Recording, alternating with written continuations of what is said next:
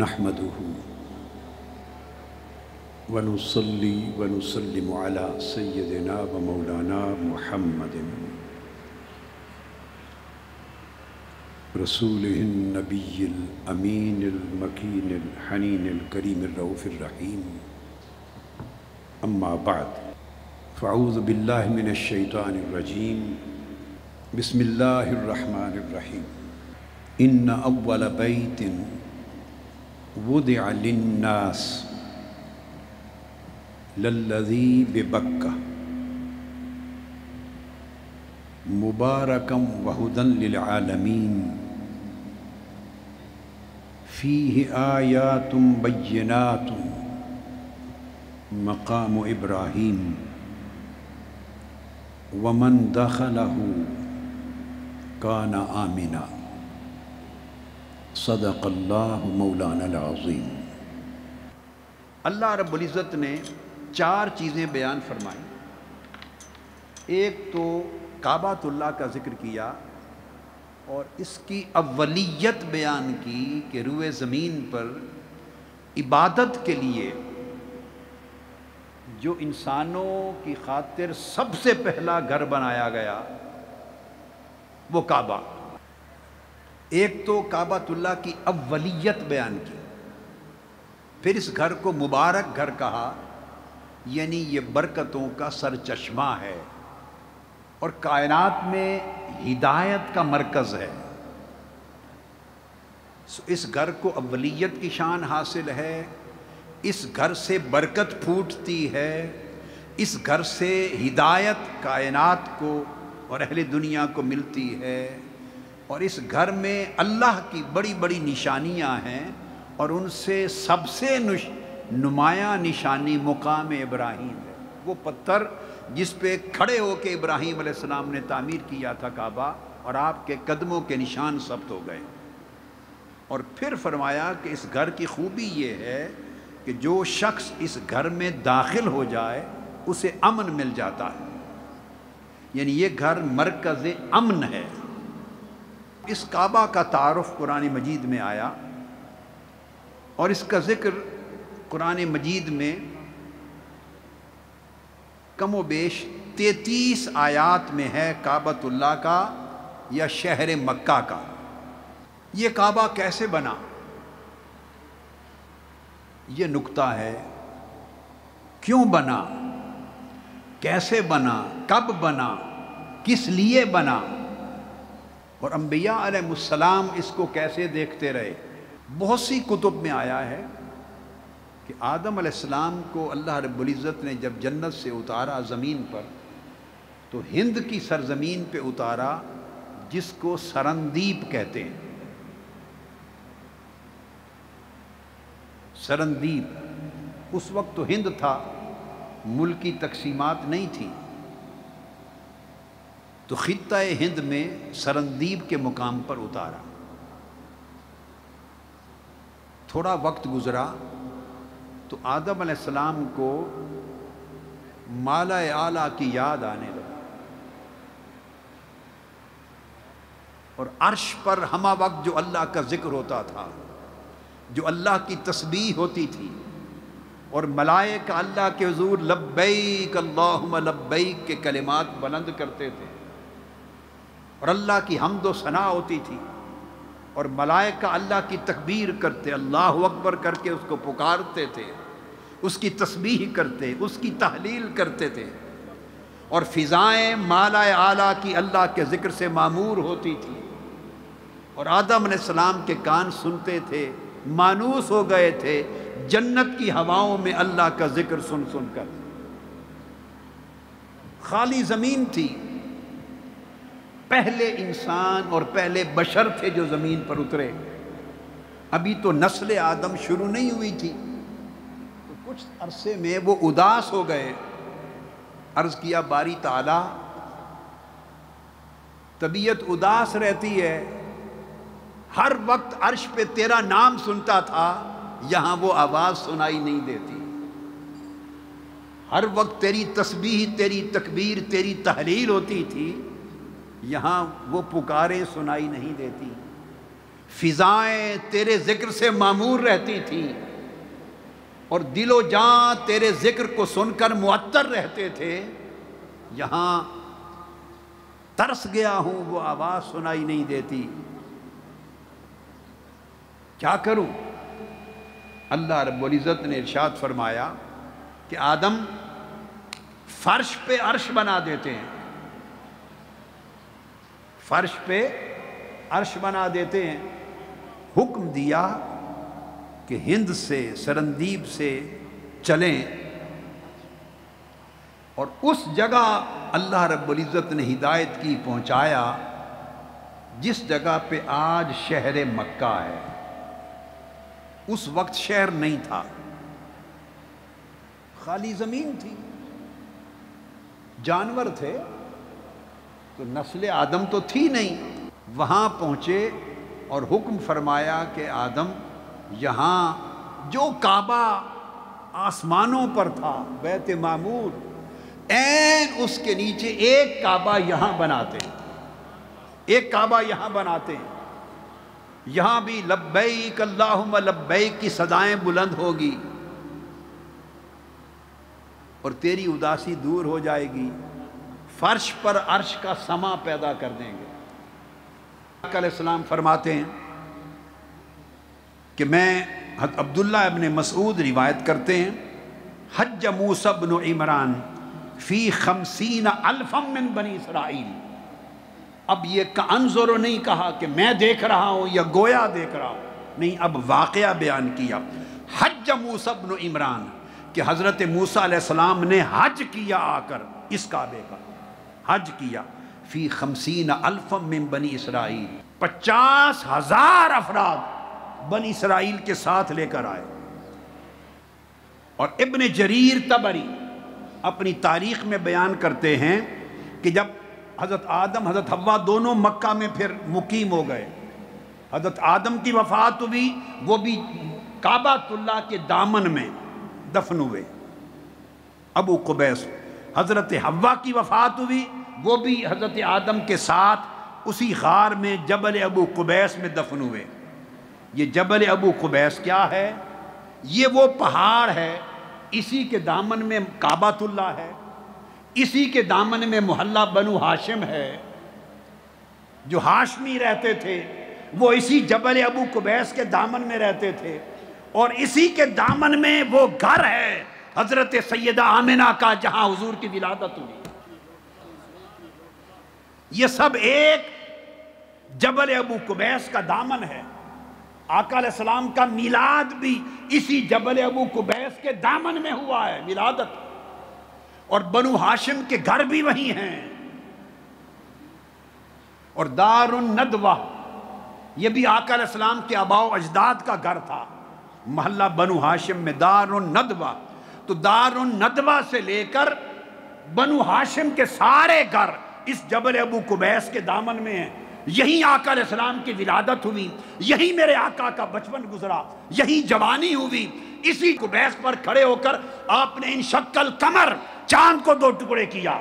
یہ وہ پہاڑ ہے، آدم علیہ السلام یہیں ٹھہر گئے، اور قبر بھی کہا اسی ابو قبیس میں بناؤ میری، اسی پہاڑ کے دامن میں دفن ہوئے۔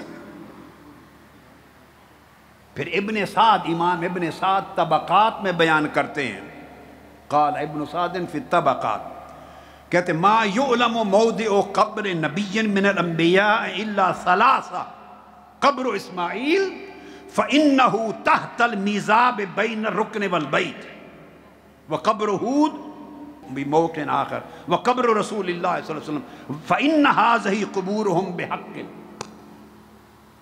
فرمایا 3 انبیاء کی قبروں کی 100% نشاندہی ہے، ان میں اسماعیل علیہ السلام، ان کی قبر مبارک میزاب رحمت کے نیچے ہے۔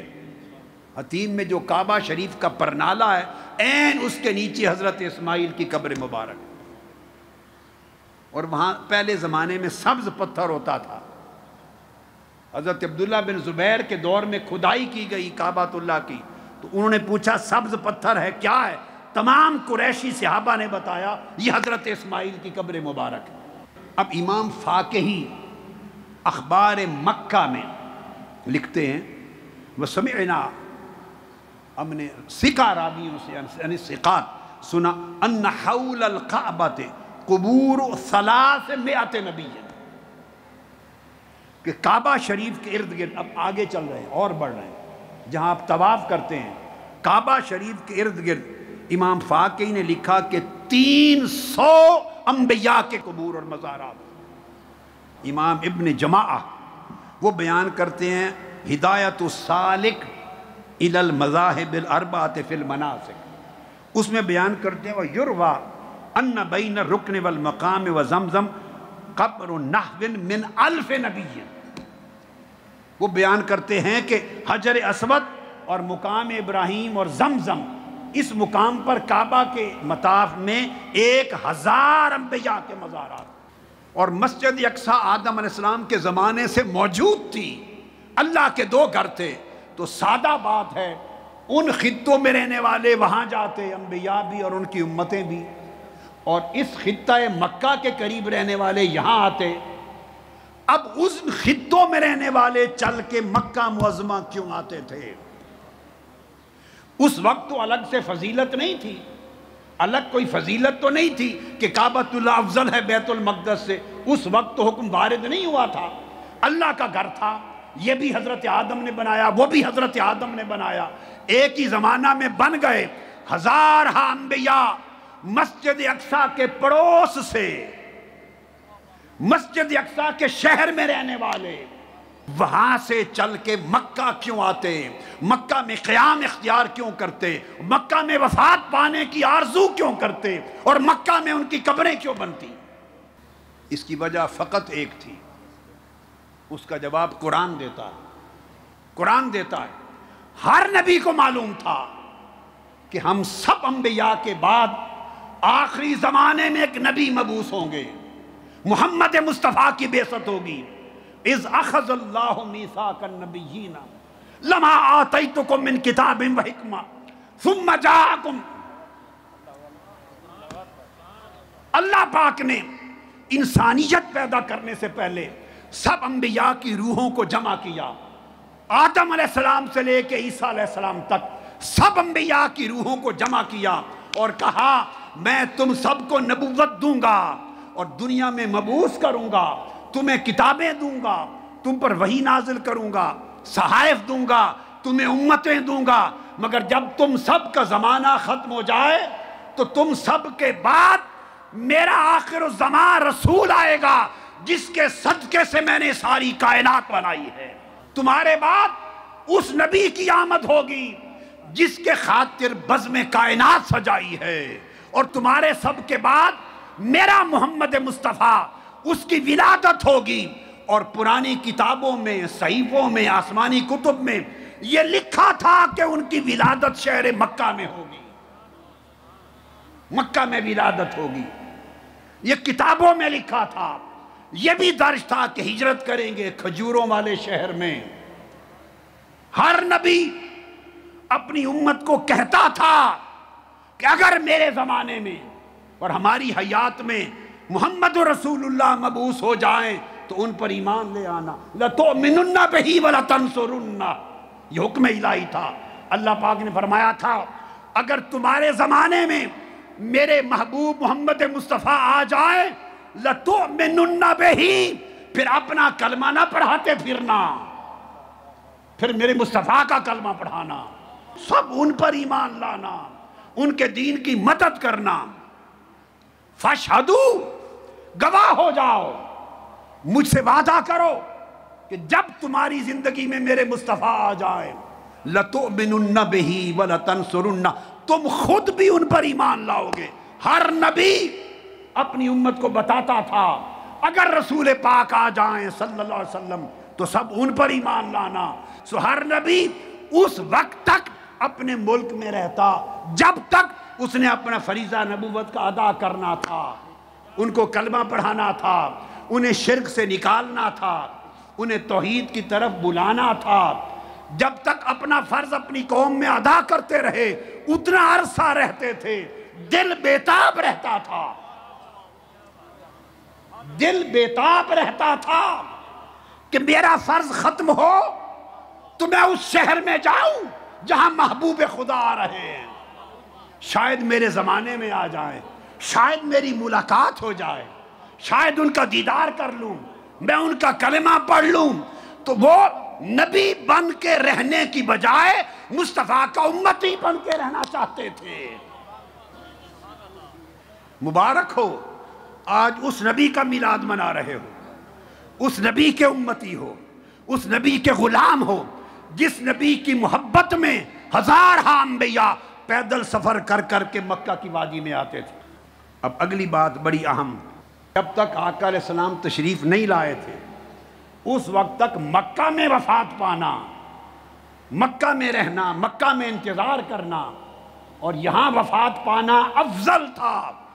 جب آقا علیہ السلام آ گئے اور مدینہ چلے گئے تو پھر مکہ میں نہیں مدینہ میں رہنا اور وفات پانا افضل ہو گیا،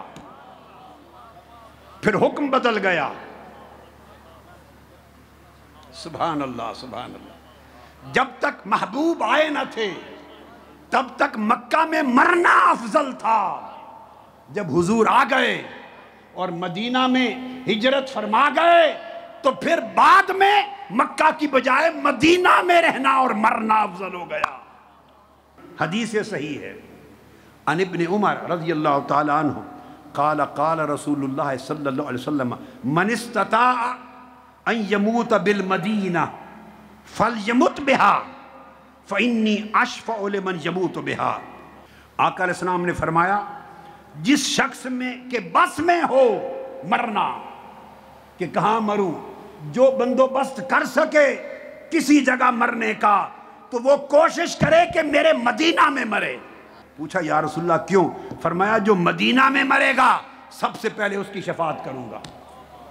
پھر حدیث عبداللہ بن عمر رضی اللہ تعالیٰ عنہ راوی ہیں، آقا علیہ السلام کا اپنا سن لیجئے، کان رسول اللہ صلی اللہ علیہ وسلم اذا دخل مکہ قال اللہم لا تجل منایانا بہا حتی تخرجنا بہ منہا۔ وہ فرماتے عبداللہ بن عمر کے آقا علیہ السلام کا معمول یہ تھا جب مکہ تشریف لائے، ہجرت کے بعد حج اکبر جو آپ نے کی، حجۃ الوداع، اس پہ تشریف لائے یا عمرہ کیا، جب مکہ تشریف لاتے تو دعا کرتے مکہ میں داخل ہوتے ہوئے میرے مولا جب تک میں یہاں ہوں موت نہ دینا، جب تک نہ مکہ میں ہیں ہم مکہ میں یہاں پر موت نہ دینا، حتیٰ کہ یہاں سے نکال کے تو مدینہ نہ لے جائے، جب پھر مدینہ پہنچے تو موت دینا۔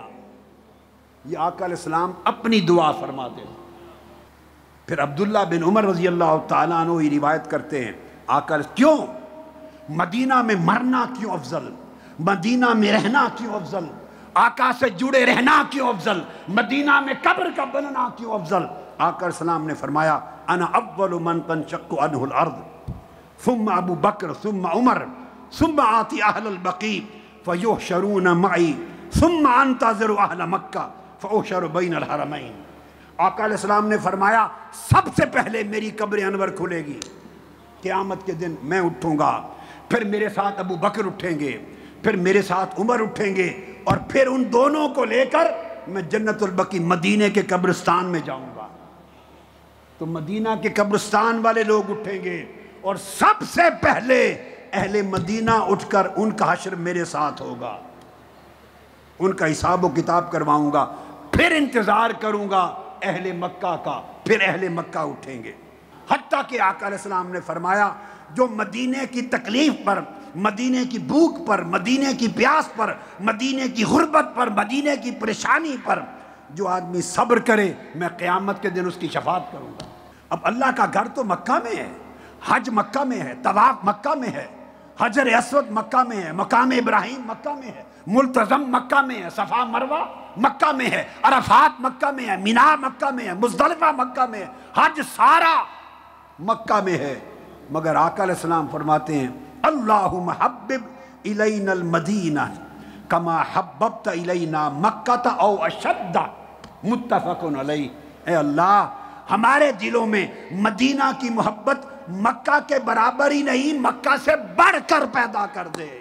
حج عبادت ایک نماز کا 1,00,000 نماز کے برابر ثواب، ایک روزہ 1,00,000 روزے کے برابر ثواب، ایک روزہ، ایک نیک عمل 1,00,000 اعمال کا ثواب، سب ثواب زیادہ ادھر ہیں۔ آقا پھر کہتے ہیں مدینہ میں رہو، وجہ کیا کہ میں ادھر ہوں، میں ادھر ہوں۔ آقا علیہ السلام نے دعا کی، عن انس رضی اللہ تعالیٰ عنہ عن النبی قال اللہم اجعل بالمدینة ضعفی ما جعلت بمکہ من البرکہ، متفق علیہ۔ آقا علیہ السلام نے دعا کی، باری تعالیٰ جو برکت تو نے مکہ کو دی، مکہ کی برکت سے 2 گنا برکت مدینہ کو عطا کر۔ آقا علیہ السلام نے فرمایا اللہم بارک لنا فی مدینتنا، اللہم بارک لنا فی سائنا، اللہم بارک لنا فی مدنا، اللہم بارک لنا فی مدینتنا، اللہم اجعل مع البرکات برکتین۔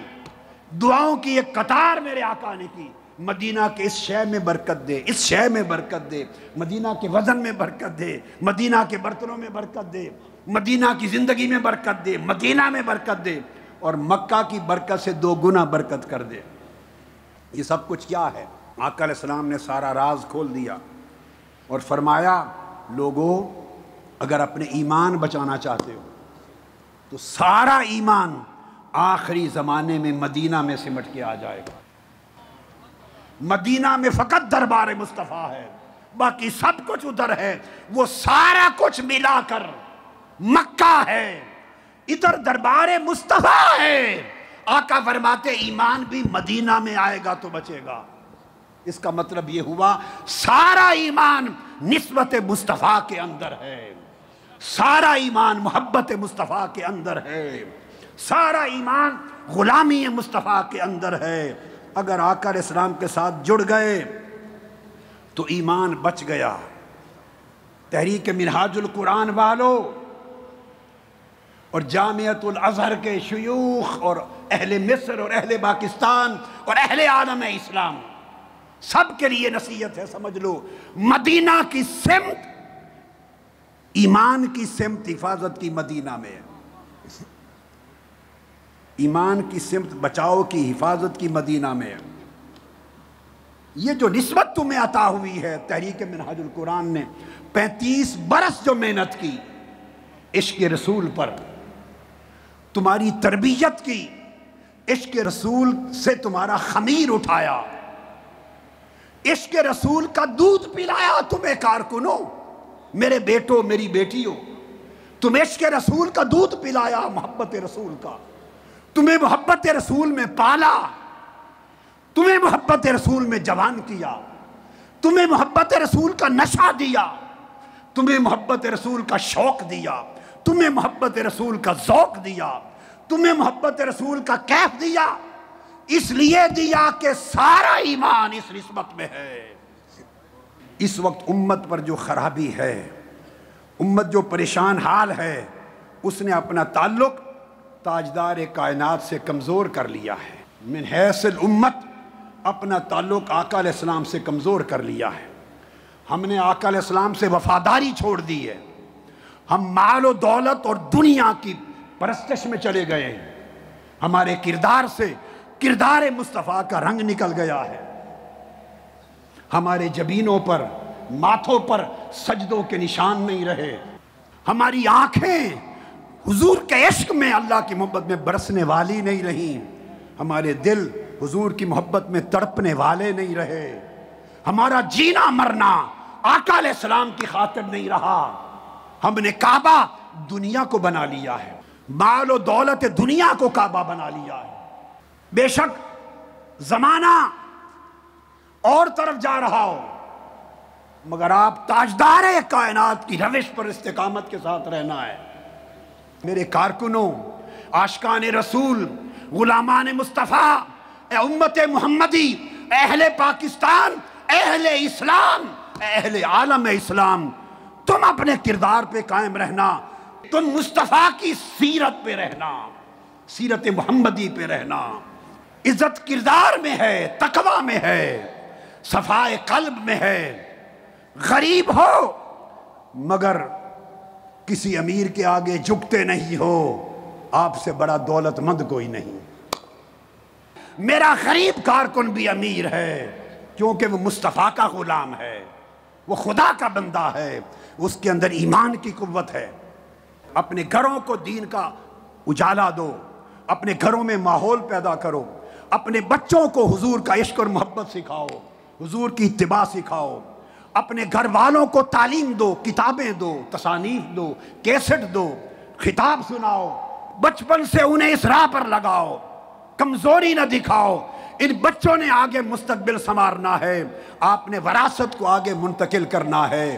آپ استقامت کے ساتھ آگے بڑھیں گے، اللہ کی مدد و نصرت ہر قدم پر ساتھ ہوگی، اور آقا علیہ السلام کی شفقت، رحمت اور عنایت کا سایہ، چادر اور نالین پاک کا سایہ ہمیشہ ہمارے سروں پر ہوگا۔ والسلام علیکم ورحمۃ اللہ وبرکاتہ، وما علینا الا البلاغ۔